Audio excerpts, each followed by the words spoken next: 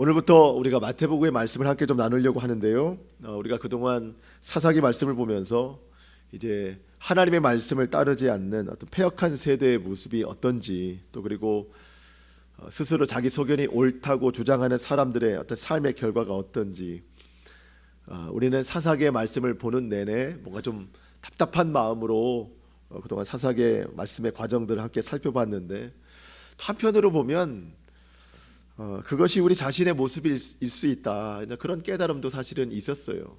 우리도 예수님을 믿노라 하면서 내 소견에 옳은 대로 주장하면서 살아갔던 것이 참 얼마나 많은지요.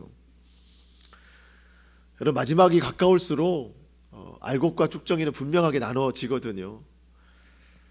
우리가 정말 마지막 때 알곡 신앙이 되기 위해서는요, 정말 지체할 시간이 없다, 그런 생각이 드는 거예요. 저와 여러분이 복음의 분명한 삶을 이제 정말 살아내야 되는 겁니다. 그래서 우리가 다시 한번 우리의 영적인 각성을 이루면서 이제 복음과 믿음에 합당한 삶이 무엇인지 우리가 말씀을 통해 깨닫고 또 순종하는 삶이 되기를 원합니다. 마태복음은 이름 그대로 마태가 기록한 복음서예요. 당시의 모든 글들은 자기가 보관하려고 쓰는 게 아니라 누군가에게 전달해서 읽히기 위해서 쓴 그림들이다. 다. 이 마태복음도 마찬가지예요. 마태가 복음서를 쓴 이유는 누군가에게 전달해서 읽으라고 쓴 건데, 그 1차 독자가 누구냐? 유대인들이에요. 유대인들에게 쓴 복음의 편지라고 보면 맞습니다. 유대인들은 예수 그리스도께서 그들의 메시아로 오신 것을 인정하지 않았어요. 유대인들은 구약에서부터 계속해서 하나님이 예언하시고 약속하신 그 메시아가 바로 예수 그리스도이신데, 그들은 예수님에게 신성모독이라는 죄패를 걸고 어떻게 하나님의 아들이 사람이 될 수 있느냐 하면서 예수님을 부인했습니다.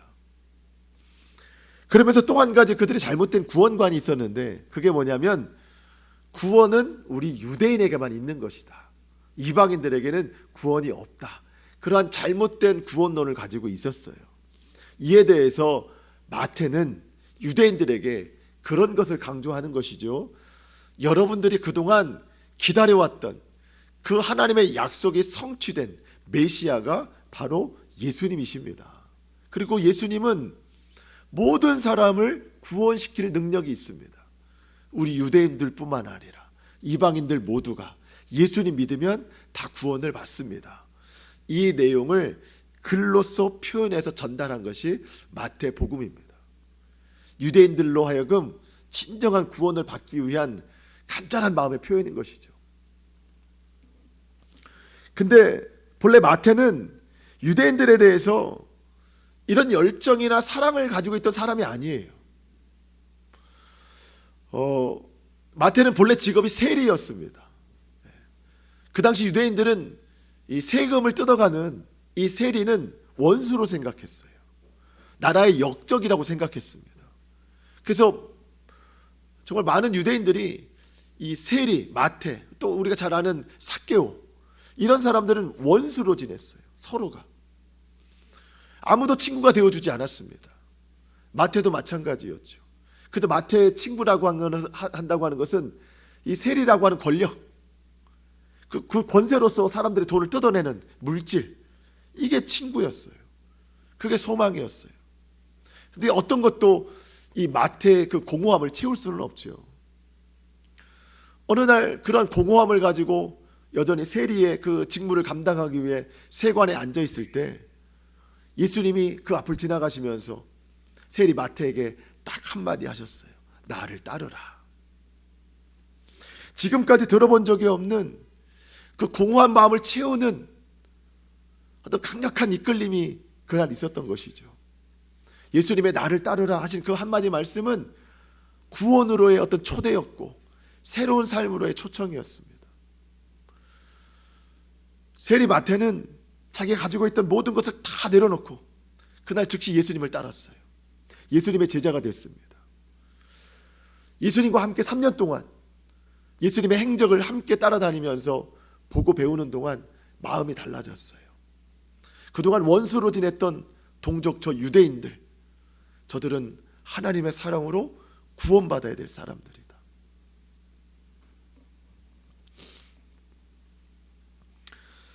이 마태복음이 기록된 어떤 시기가 주후 약 70년 이후라고 돼요. 70년 이후. 예수님이 언제 돌아가셨죠?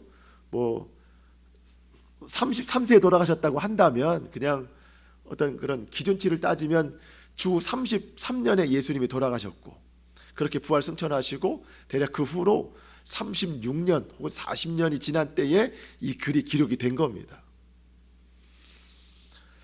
마태는 그 기간을 지내면서 그동안 예수님과 함께 했었던, 예수님이 말씀하셨던, 우리 성경에 보면 빨간 글씨로 되어 있는 다 그 예수님의 말씀들을 기억하면서 일일이 다 기록을 했죠. 그게 마태복음입니다.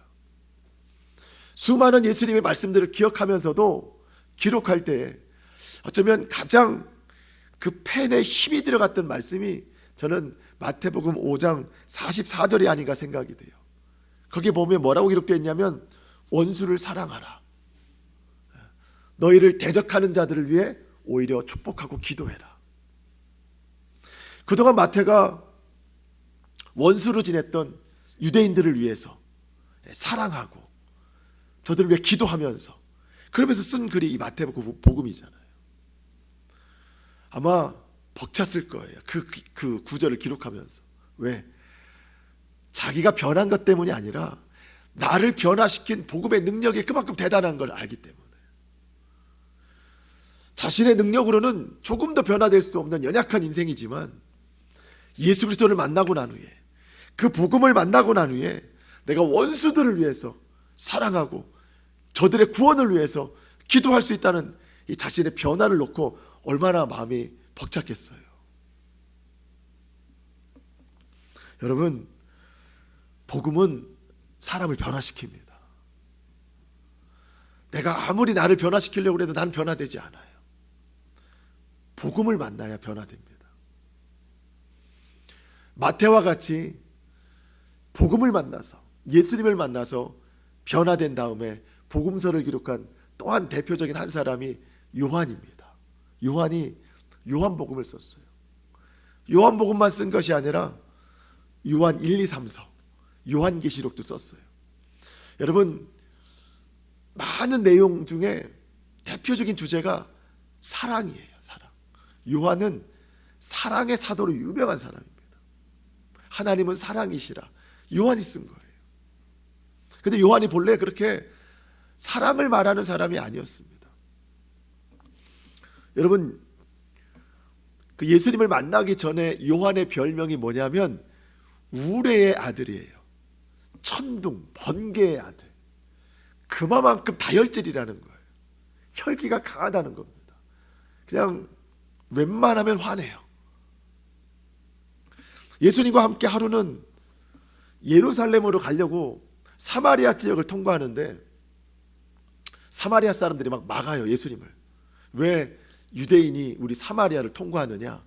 우리 길을 내주지 못하겠다. 그때 요한이 예수님 앞에 그런 이야기를 합니다. 예수님, 제가 지금이라도 당장 기도해서 하늘에서 불을 내려서 저 사마리아 사람들 다 불태워 죽여도 되겠습니까? 여러분, 이게 요한이 한 기도예요. 얼마나 다혈질인지 몰라요.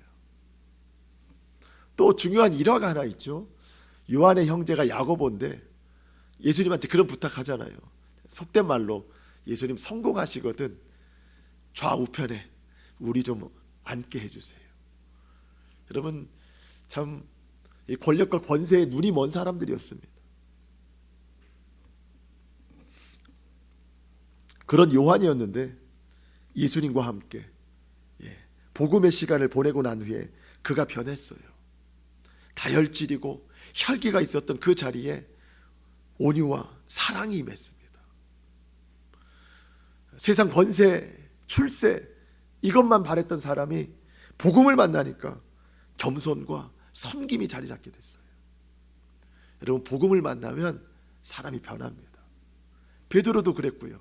대표적인 사람이 또 사도 바울 아니겠습니까? 여러분, 저와 여러분이 다시 한번 복음 만나기를 원해요.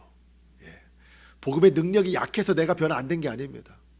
내가 아직 복음을 제대로 경험하지 못했기 때문에 아직 변화가 안 된 거예요. 우리가 이번 기회에 저 복음을 다시 한번 제대로 만나서 내 힘으로 안 되던 그 삶의 변화가 이 복음을 통해서 분명하게 일어날 수 있기를 축복합니다. 그 복음의 능력이 저와 여러분에게 반드시 임할 거예요. 그러한 마음으로, 그러한 결단으로 우리가 마태복음 보기를 원합니다. 마태복음을 보려고 마음 먹으면 뭐부터 시작해야 돼요? 족보부터 시작해야 됩니다. 이게 사실 마음이 잠깐 어려워지기 시작하는 때죠. 맨 처음에 족보가 나와요. 여러분, 성경에 예수님 족보뿐만 아니라 다른 족보의 내용들도 많이 나오는데, 우리가 성경에 있는 이 족보들을 대할 때 의미를 생각하지 않으면 어떤 마음부터 들어요? 빨리 이거 해치우자, 빨리 건너뛰자, 이런 생각 많이 합니다. 또 족보의 이름들이 얼마나 어려워요. 정확히 발음하는 사람 아무도 없어요. 대충 그냥 비슷하게 해서 그냥 빨리 넘어가자, 이렇게 해서 넘어가는 경우가 굉장히 많거든요. 제 얘기입니다. 근데 여러분, 성경에 의미 없는 내용이 있을까요? 없을까요? 없어요. 성경에 의미 없는 내용이 뭐가 있겠어요? 다 의미가 있습니다. 다 하나님의 뜻이 있어요. 이제 그런 생각을 가지고 족보를 보면 의미가 보이기 시작하는 거예요. 우리가 오늘도 그런 의미를 생각하면서 예수님 족보에 관한 이야기를 좀 살펴보려고 하는데요. 첫 번째, 예수님 족보에 주제가 있어요. 주제. 그건 뭐냐면 약속의 성취입니다. 뭐라고요? 여러분의 입술로 한번 고백해 보십시오. 뭐라고요? 약속의 성취. 약속의 성취. 이렇게 이야기하면 쉬울 것 같습니다. 성경이 딱 두 부분으로 나누어지죠. 구약과 신약. 구약을 딱 한 손에 딱 잡는 거예요. 이 구약의 주제가 뭐죠? 오실 메시아. 구원하실 메시아에 관한 예언의 말씀입니다. 이 구약의 오실 메시아에 대한 약속, 이 약속이 왜 성취가 됐는가, 어떻게 성취가 됐는가, 바로 마태복음에서 성취가 된 것이고, 왜냐하면 구약 바로 다음에 있으니까. 그리고 마태복음에서도 맨 처음에 있는 이 족보를 통해서 구약 전체의 약속이 성취됐다는 것을 의미하는 겁니다. 오실 메시아, 그분이 바로 예수 그리스도시라. 대표적으로 하나님이 구약에 약속하신 인물이 두 사람인데, 오늘 본문의 1절에 나오는 아브라함과 다윗입니다. 하나님이 이 두 사람에게 대표적인 약속을 하셨어요. 아브라함에게는 우리가 잘 아는 것처럼 복에 관한 약속, 그 다음에 다윗에게는 너의 왕의 권세가 영원하리라 라고 하는 그 약속을 해주셨습니다. 실제적으로 하나님이 주신 약속의 말씀을 제가 읽어드리면요, 먼저 아브라함에게 주신 말씀, 창세기 22장 18절, 또 내 씨로 말미암아 천하 만민이 복을 받으리니. 자, 너의 씨로 말미암아 천하 만민이 복을 받으리니. 여러분, 다윗의 씨는 사실은 그 아들 이삭입니다. 근데 여러분, 이삭을 통해서 천하 만민이 복을 받았습니까? 그렇진 않죠. 이삭도 한 아들일 뿐입니다. 그렇다면 여기서 말하는 한 씨가 누구냐? 바로 그 약속의 성취를 이루신 예수님이라는 거예요. 예수님을 믿는 자마다 천하 만민이 복을 받게 되는 거예요. 다윗에게 하신 말씀, 사무엘하 7장 12절, 하나님이 이런 말씀하셨어요. 내 수한이 차서, 그러니까 내 생명이 다 차서 내 조상들과 함께 누울 때에 내가 내 몸에서 날 내 씨를 내 뒤에 세워 그의 나라를 견고하게 하리라. 여러분, 다윗의 씨도 솔로몬인데 솔로몬이 영원한 견고한 나라를 살진 못했습니다. 여기서 말씀하시는 그 씨가 바로 예수님이라는 거예요. 예수님을 믿는 자마다 영원한 하나님의 나라에서 견고한 왕의 권세를 누리며 살아간다. 대표적으로 이 두 사람에게 주신 약속이 신약에 와서 예수님을 통해 다 이루어졌다는 거예요. 그러니까 이 족보는 하나님이 구약 이 많은 사람을 통해 약속하신 모든 언약이 예수님 한 분으로 다 이루어지신 것이구나. 그 약속의 성취를 이루고 있다는 겁니다. 오늘도 저와 여러분은 예수님을 믿습니다. 예수님을 믿는 자들은 복을 받습니다. 천하 만민이 복을 받으리라. 여러분 예수의 이름으로 복 받으시기를 축복합니다. 예수님을 믿는 사람들은요, 하나님 나라에서 영원한 왕의 권세를 누리면서 살아가는 겁니다. 구원받는 사람들이라는 뜻입니다. 그러면서 구약의 약속이 성취된 그 은혜를 우리가 누리면서 살아가지만 그 약속의 성취는 지금도 끝난 게 아닙니다. 우리 개인적으로도 하나님은 약속하시고 성취하신다는 겁니다. 여러분 오늘도 우리는 마음에 근심 걱정이 많아요. 오늘도 우리 성도들 가운데에서도 질병 때문에 또 여러 가지 개인적인 사정 때문에 못 나오시는 분들이 있어요. 사실 그 못 나온 이유가 그들에게 다 기도 제목인 거예요. 해결해야 될 문제들인 거예요. 또 우리의 기도 제목이기도 하죠. 우리 정말 하루도 기도 없이는 살 수 없는 기도가 많이 필요한 때입니다. 여러분 그렇게 기도가 많이 필요한 때 우리가 하나님으로부터 약속을 받아야 돼요. 약속을 받아야 돼요. 그 약속을 어떻게 받느냐? 말씀으로 받는 겁니다. 그래서 여러분 기도하실 때 하나님으로부터 약속의 말씀을 구하세요. 하나님, 저기 이런 어려움이 있는데 이 어려움을 이겨낼 만한 하나님의 말씀을 저에게 주십시오. 약속의 말씀을 붙들고 기도해야 되거든요. 근데 우리는 말씀이 아니라 실제적인 어떤 현상을 바라거든요. 하나님이 그렇게 하실 때도 있지만 본질적으로는 하나님은 약속을 하십니다. 약속. 구약에서 약속하셨고 신약에서 이루셨듯이 우리의 기도의 제목이 구약이라면 그 약속의 말씀을 우리에게 주시는 거예요. 그럼 우리가 그 약속의 말씀을 붙들고 기도하는 거예요.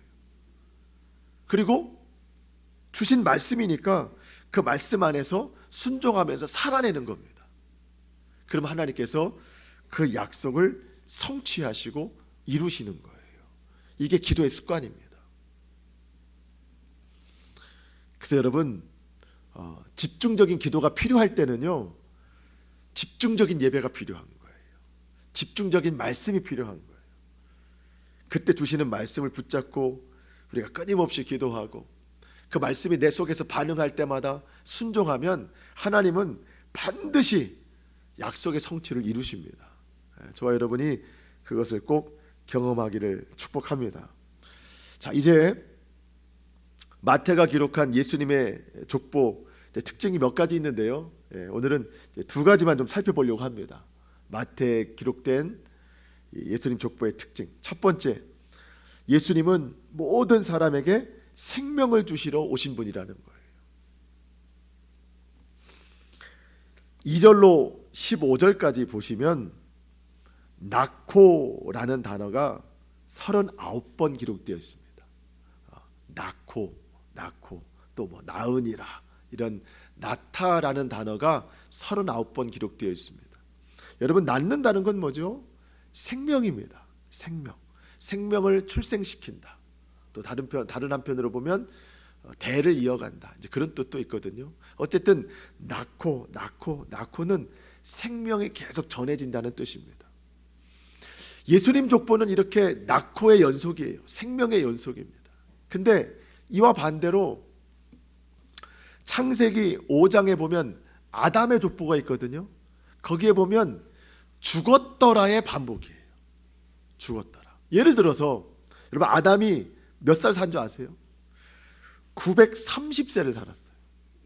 930세. 근데 성경에 뭐라고 나오냐면 아담은 930세를 살고 죽었더라. 여러분, 제일 오래 산 사람이 누구예요? 무두셀라. 무드셀라. 여러분, 무드셀라가 몇 살 사는 줄 아세요? 969세를 살았어요. 근데 성경에 뭐라고 나오냐면 무드셀라는 969세를 살고 죽었더라. 여러분, 969세를 살아도 죽습니다. 네. 다 죽어요, 인생은. 여러분, 근데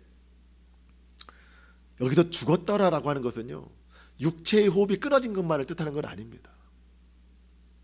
모든 사람은 다 죽어요. 다 죽습니다. 근데 여러분, 육체의 죽음은 끝이 아니라 영원한 나라의 시작입니다.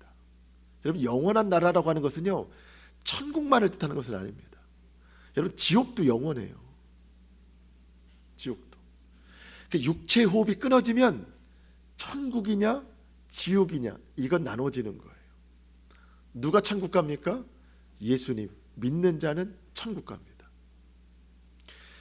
여러분, 예수님의 족보, 낳고 그 생명의 연속, 결국 결론은 예수님인데 예수님을 믿는 자는 생명의 나라로 들어간다는 거예요. 근데 여러분, 근데 아담의 계보를 따르는 자, 예수님을 믿지 않고 죄의 계보를 따르는 자는 죽었더라의 연속입니다.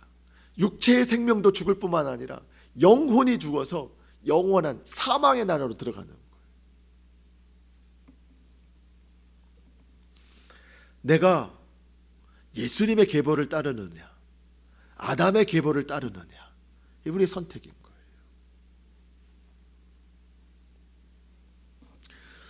예수님을 믿는 자마다 사망 권세를 이기고 부활의 생명을 얻게 하셨습니다.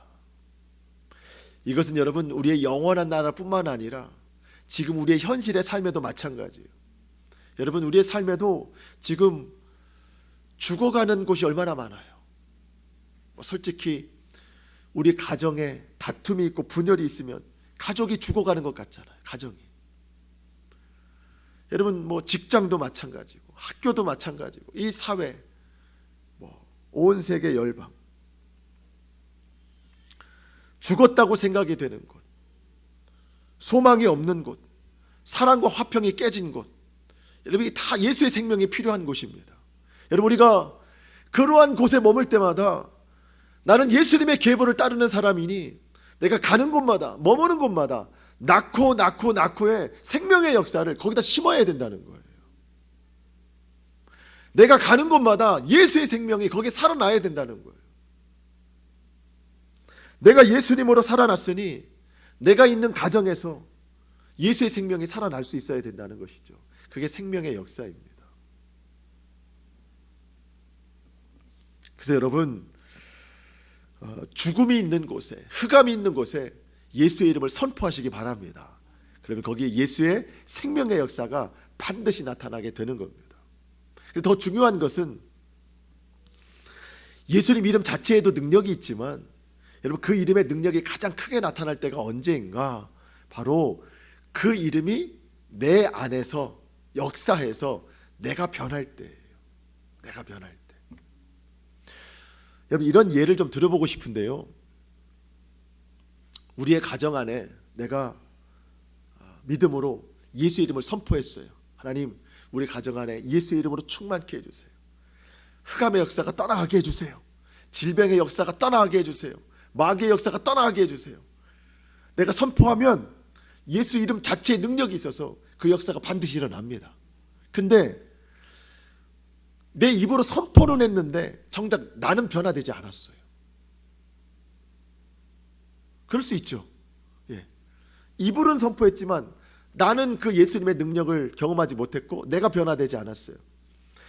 예수님의 이름의 능력으로 흑암은 떠나갔지만 내가 변화되지 못한 가정의 고통은 새로 생길 수 있어요.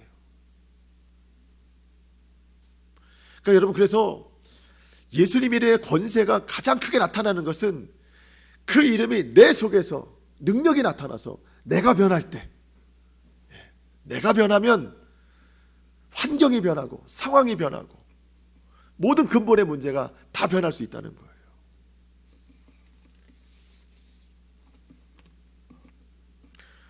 아담 한 사람의 불순종으로 죄와 죽음이 들어왔듯이 예수님 한 분의 십자가 순종으로 생명의 역사가 일어난 것처럼 우리 가정 가운데 나 한 사람의 순종의 역사가 일어나면 우리 가정 안에 생명의 역사가 나타날 줄로 믿습니다. 내가 변해야 돼요. 내가 그 복음의 역사로 삶이 변해야 되고 마음이 변해야 되고 행동이 변해야 됩니다. 그러면 우리 가정 가운데 주의 생명의 역사가 반드시 나타나게 될 줄로 믿습니다. 성령님이 도와주실 거예요. 우리 그렇게 해낼 수 있습니다. 마태가 기록한 예수님 족보 특별한 내용 두 번째는 예수님 안에서 누구도 그 구원에서 제외될 수 없다는 겁니다. 모든 사람이 다 구원받을 수 있다는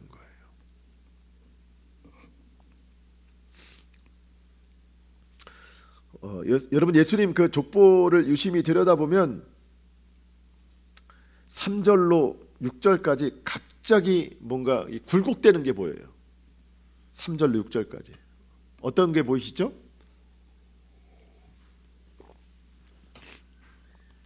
여성들의 이름이 나와요. 갑자기. 그렇죠? 여러분 유대 사회에서는요 여자들은 족보에 올라가지 않습니다. 그 당시가 그랬어요. 근데 지금 여성들의 이름이 들어가는데 여러분 자세히 보시면 부정한 여인들입니다. 죄인들이라고 볼 수 있는. 3절에 보면 유다는 다말에게서 베레스와 세라를 낳고, 자 다말 잠시 후에 제가 소개를 드리고요. 5절 살모는 라합에게서 보아스를 낳고, 여러분 기억하시는 라합 맞습니다. 보아스는 룻에게서 오벳을 낳고 오벳은 이새를 낳고, 6절 이새는 다윗 왕을 낳으니라 다윗은 우리아의 아내에게서 솔로몬을 낳고. 자 여기서 여성들의 이름이 나오는 거죠. 여러분 유다는 다말에게서 베레스와 세라를 낳고, 여러분 다말은 유다의 며느리예요. 유다가 며느리를 통해서 자손을 이어갔다는 거예요. 근데 여러분 이 상황이 왜 이렇게 됐죠? 유다가 맏아들을 이 다말과 결혼시켰는데 이 맏아들이 죽은 거죠. 근데 이 자기 그 며느리 때문에 죽은 줄 알고 자기 아들들 아끼다가 결국 그 다말이 이러다가는 대를 이어가지 못하겠다 해서, 그렇죠, 시아버지인 거죠. 그 시아버지와 이렇게 대를 이어가려고 불의한 관계를 이어갔던 게 다말입니다. 근데 나중에 유다가 깨닫죠. 참 불의함으로 대를 이어가긴 했지만 그래도 대를 끊으려 했던 나보다, 대를 이어가려고 했던 저 다말이 나보다 옳도다, 이렇게 인정을 했어요. 5절에 소개되는 라합, 여리고 여인입니다. 이방 여인입니다. 기생이에요. 여호수아가 보낸 정탐꾼이 2명 있었는데 여리고로 정탐을 갔다가 위기에 처해 있을 때 그 두 사람을 숨겨준 게 라합입니다. 결과적으로 그 둘 중 하나와 눈이 맞아서 결혼을 한 건데,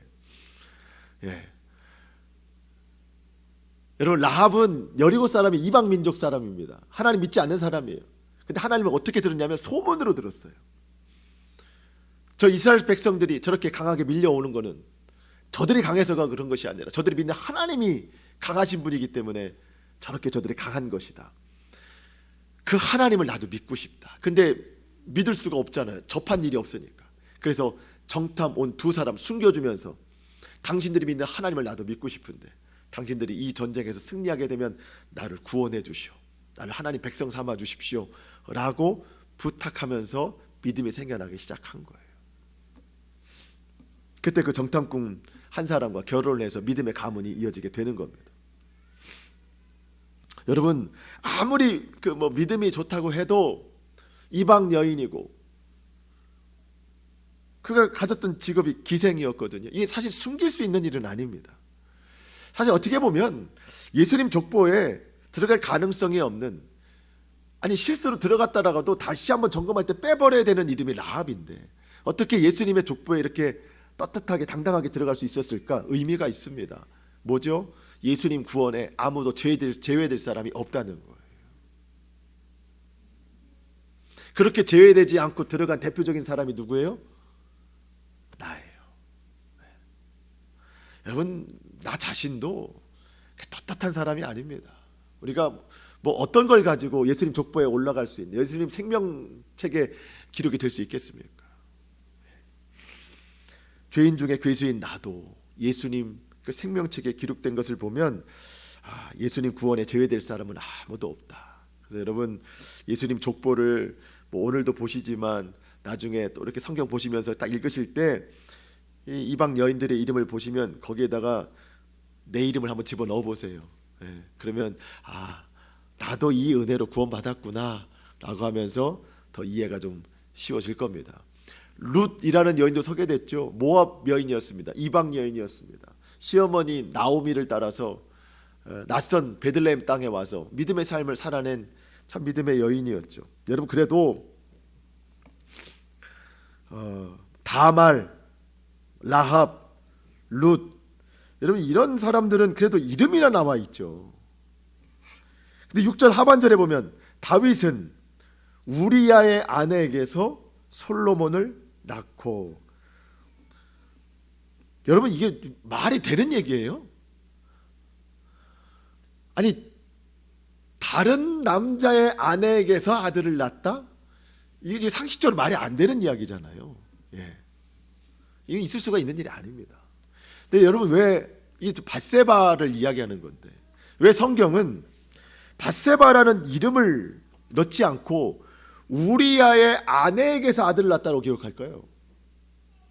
이것은 마태가 의도적으로 다윗의 간음죄를 고발하려고 하는 거예요. 유대인들은 다윗 왕을 가장 위대한 왕이라고 생각했어요. 그래서 이 당시에도 다윗과 같은 왕이 우리 가운데 와서 이 민족을 구원해 달라고 그렇게 기도하고 있는 거예요. 근데 마태는 의도적으로 그걸 고발하고 있는 겁니다. 여러분들이 그렇게 의지하고 그렇게 훌륭하다고 손꼽는 다윗 왕도 이런 간음죄를 지은 사람입니다. 인생은 아무도 선하지 못합니다. 아무리 훌륭한 왕이라도 자기 자신을 구원할 수 없습니다. 모든 구원은 오직 예수 그리스도, 오직 예수님만이 우리를 구원하실 유일한 구세주가 되십니다. 그거를 강력하게 어필하고 있는 거예요. 다윗이 밧세바를 통해서 낳은 솔로몬 이후에 이 이스라엘은 두 왕국으로 분열이 됩니다.